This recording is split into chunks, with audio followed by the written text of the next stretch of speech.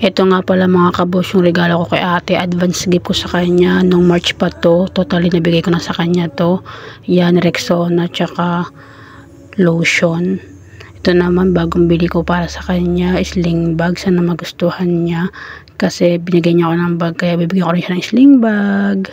Dalawa nga binili ko para tigisa kami ni ate, couple kami, yay! Ito nga binilang ko din siya ng slipper kasi mahilig siya sa green, kaya yan kulay green yung pinili ko kasi favorite niya yung kulay green, sana magustuhan niya. Yan, deserve ni ate, lahat ng gift ko sa kanya, sana magustuhan niya kasi napakabait niya. Bigyan ko din siya ng t-shirt, advance gift ko rin sa kanya. Yan, punta kami Taytay para makapamili siya.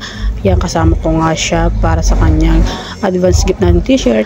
At syempre may pahabol pang picture frame kasama ako, kami dalawa ni ate, pinaprint ko yan. Syempre hindi lang yan, hindi mabubuo ang kanyang birthday kung walang gift na cake. Sabi nga niya, legacy namin ang kada birthday ay may cake. Kaya ayan, this is for you ate. Happy birthday ate, sana nagustuhan mo lahat ng regalo ko sa'yo. Happy birthday, enjoy your day. I love you, keep safe as always.